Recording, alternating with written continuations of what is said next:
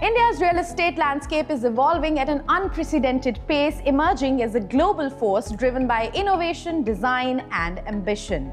From iconic residences to cutting-edge commercial spaces, from heritage-inspired hospitality to smart, future-ready developments, today, it's not just about building structures, it's about creating experiences that define modern urban premium living. And behind these spaces are visionaries, developers and architects who are reshaping skylines and elevating standards and setting new benchmarks in design, in sustainability, and also in global appeal. To recognize these pioneers, Forbes India, in association with Ozone, presents Forbes India Realty Trailblazers, a platform celebrating those shaping the future of India's built environment. And today we are joined by the leadership at Ozone to share their perspective on this transformation and the vision behind this partnership.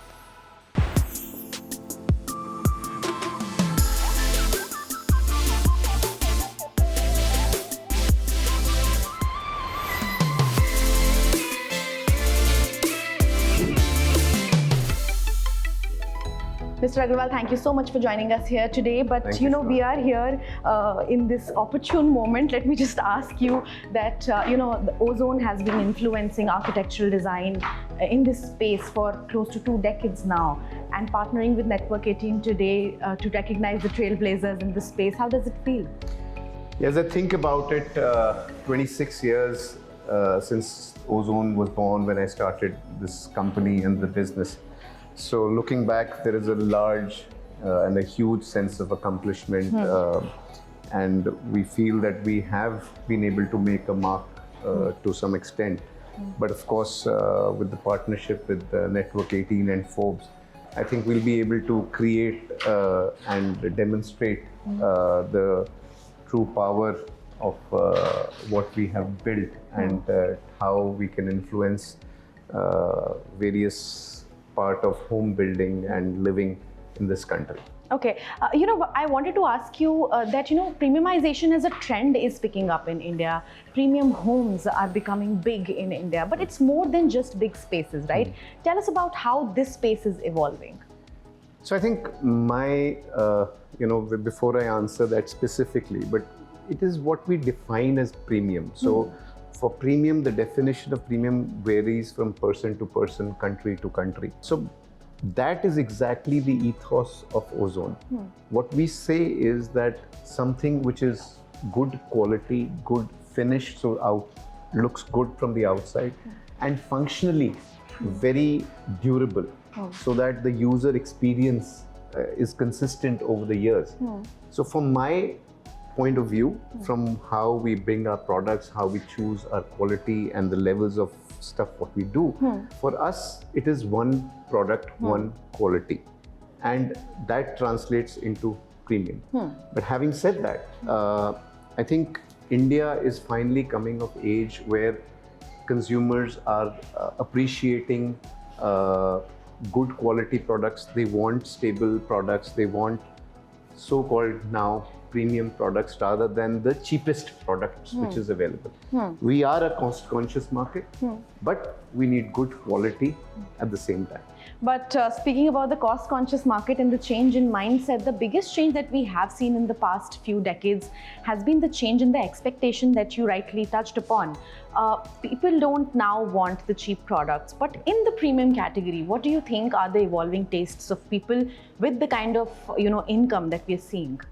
Yeah, I think it's a great question again. So people are more aware.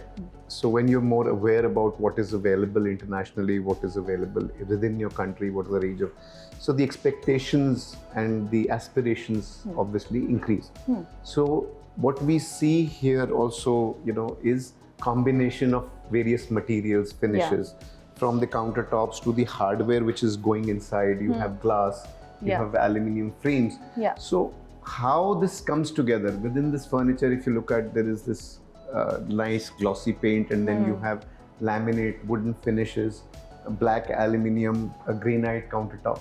So how this comes together as a look and feel, that the customer has become more discerning and more aware.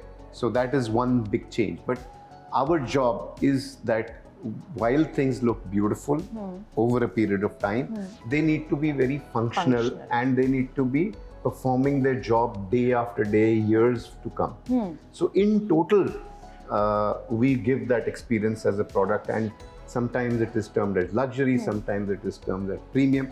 But again, if you look at a kitchen or a wardrobe, there are so many elements or hardware items, from small screws to pantry units to the slides which come out. So in together, they need to provide a complete experience to the customer, and that is what they're looking for. And we spoke about how India is becoming more global in its in the kind of things that it wants, in the kind of architecture that we want now in homes. But is there a difference as well? Is there something that sets the Indian market apart? You've been in the market for 26 years now. How would you say that India is still different from the global players, and what do Indians need as an edge for their architecture? So I think we're a complete melting pot, and I always like to say we, as a country, as a people, we exist in different decades at the same time. So you have, of course, the Gen Z and millennials, and all these terminologies are there. But what, as I said earlier, is that we are very aware, and again, you rightly pointed out, we have internationalized our aspirations, what we see on Pinterest and Instagram, etc. So in that sense, the customer is more demanding. Of course, we have certain limitations to what is being able to get delivered from a product company. So very few companies are able to deliver consistent quality. Very few companies have the entire range of products which is there. But most importantly, who will bring this together and install it in your home? So that entire chain has to function to be able to deliver. And at the end of it, we need a good, cost-effective product. So I think that is a very big task, and that is something what India and the people are, expecting, and to large extent they will get. And yeah, that's where we're going. But you spoke about how there is Gen Zs, and then there is millennials, and everybody is in the consumption chain now. How big of a part does personalization play in this entire process? So I think personalization is very important. Personalization is every individual, every family have their own taste requirement. But the beauty of India is we have so many people. So if you aggregate a personal requirement or a typology, so it's still quite large chunk, still quite large, massive. So I would highly suggest that personalization should be to a certain extent where it is still cost effective. Because everything, if it is completely tailor-made to the last stitch, to the last nail, then of course it's going to be a huge cost and price. So if we want something which is it's cost effective, and I use this term again and again, we do need to have a lot of standardization. We of course should not compromise on the finish, the quality and the final product, but somewhere we should that individualization should not be taken too much into depth. We're standing here near this entire system, and I wanted to ask you about premium buildings and the integration of these glass panels with hardware. Tell us more about this. How important does this, how important is it for premium buildings in India? So actually it is the most critical aspect, and that how important is that hardware comes together with the glass, with the profile and everything. So if you look at this door also, so we have a security which is a facial recognition. We have automation which is flowing into the frame itself. There is this frame, then there is glass, there are handles. So they need to come together quickly. So that is what Ozone, the ethos of Ozone is. Ozone will be able to install this in your place, in your office or residence. And there are multiple options, as again I will take you along this place. So there are various options. So this is something which will go inside your house. This is something which will possibly go out on the main door. This is a heavier door which will go on a shopping mall or an airport. So that is the strength what Ozone has been able to build over a period of time. That from components to systems and then complete solutions.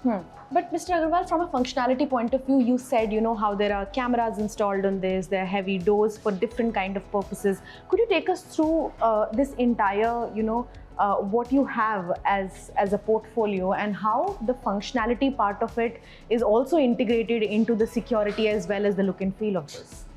Okay, a great example I can start with. This is an automatic swing door. Okay, single direction. It will open here. Now, this is automation can be off in office. It can be opened with a touch. It could be in a restaurant. It could be in an high-end office. But what is important is that we've integrated the sensor with it. So if I'm standing so close to it and I try to open it, it will not open because the door might hurt me. Yeah. So that is the thoughtfulness of Ozone. That is the value add what we do. This product is a bi-directional, so it will open outside and inside. So if you're from the other side of the door, then it will open into this side. Again, this one probably will. Yeah, so we have facial recognition sensors, we have proximity sensors. Again, this is for interior doors. Yeah. You have the partitions where your living and dining areas are there. Just a nudge and this will automatically open. Slide and open. Slide. So of course we have manual versions of it. We have bi-parting. So that again is a complicated solution where we were talking about bespoke customization. So yeah, customization will be to the extent of what is your space, how much you want to do. But this is also again safe and this can go back. Okay. So customization is, again, we have multiple product ranges according to your needs. So yes, we can customize, but if you say, okay, I want mera wala pink, mera wala green. So yeah, that is going to be a bit of an issue. Yeah.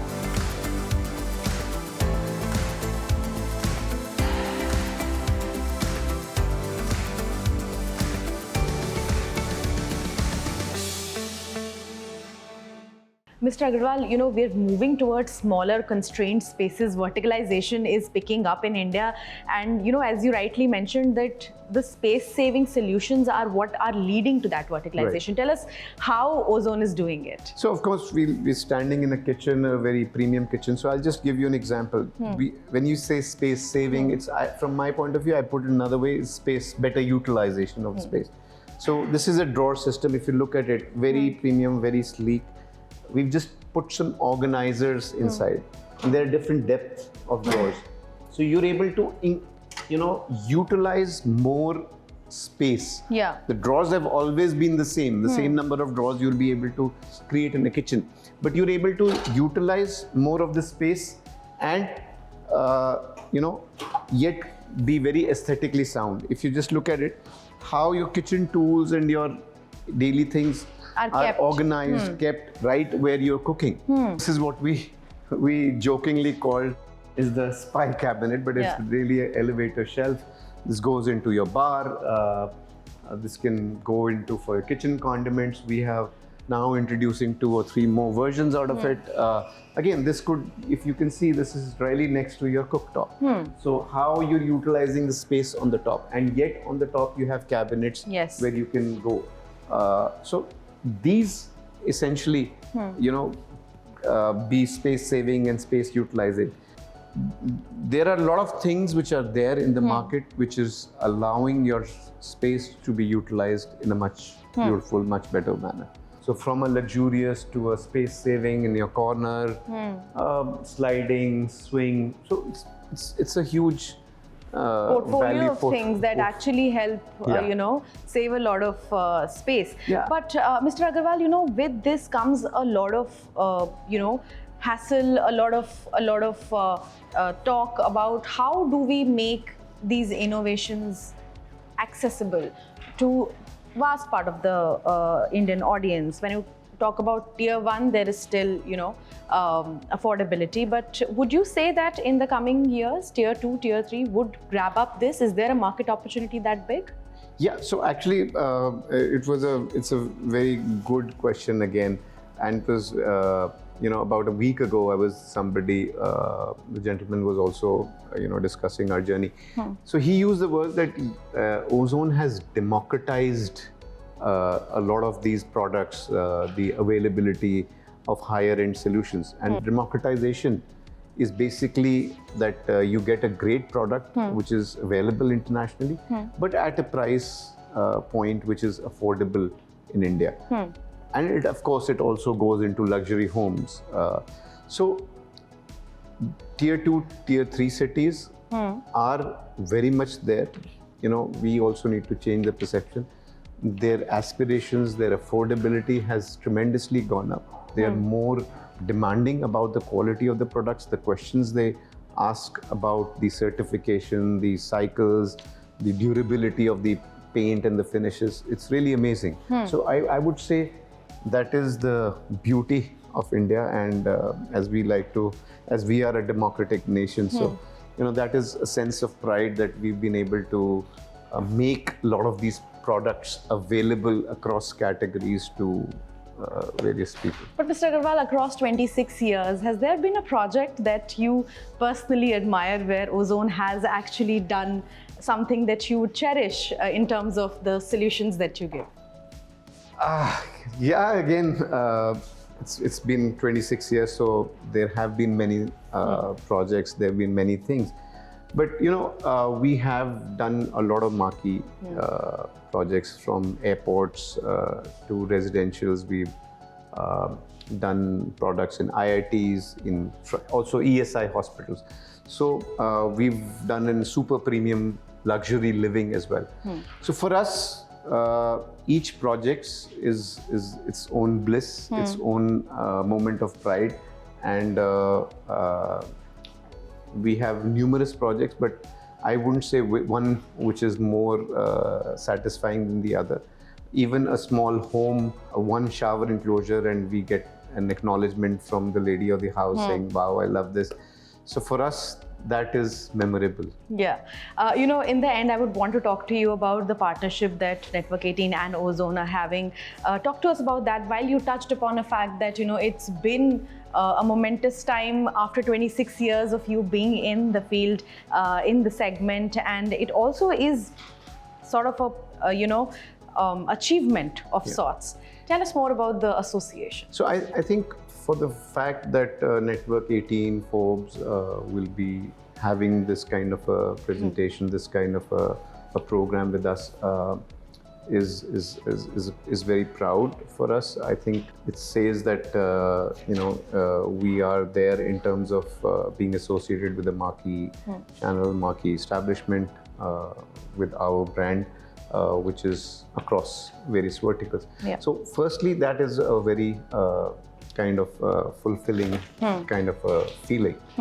But on the other hand, then the bigger part is that the message that we have a product, or I would say products, and across verticals, which will be used in various projects, be it residentials at different levels, and commercial, in hospitals, in educational institutions. So that message being spread wider through developers, through institutions, to architects, through your platform of Network 18 and Forbes, I think that is very important, and that is what we are looking forward to. This entire exercise is going to recognize a lot of players in the same segment that you operate in. What would you want them to achieve, and what would you want them to, focus on in their journey? So I think every company, every organization has their own journey, has their own strengths, and of course limitations, as we do too. But I think this ecosystem is very self-generated, and there's immense opportunity for everybody, both in terms of business, but also I think, as I repeatedly says, we will do this nation and the people of this great country a service if more companies are willing to provide better quality product and at a democratized level. So Yes. that's become my favorite word.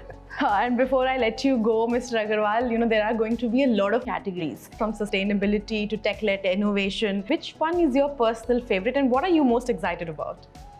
So I think sustainability is very important. But again, sustainability in its individuality has very little meaning for the person on the ground. Yeah. End of the day, there are commercial considerations. People who are using a home, if you tell him, okay, it's going to be 10% higher because it was built on a sustainable way, maybe it will not sense. I think sustainability and caring about nature and the process using technology. So sustainability cannot happen without advancement in technology. So, and it has to be cost effective, it has to be affordable. So, and they're not mutually exclusive. So if companies, if developers and people get all their ducks in a row and we're able to achieve that, I think that is more important. So coming back to the crux of your question, I think sustainability and technology will be my favorite. Okay. Well, thank you so much, Mr. Aggarwal, for joining us here today. Thank you so Pleasure. much. Thank you. Thank you, Shivani.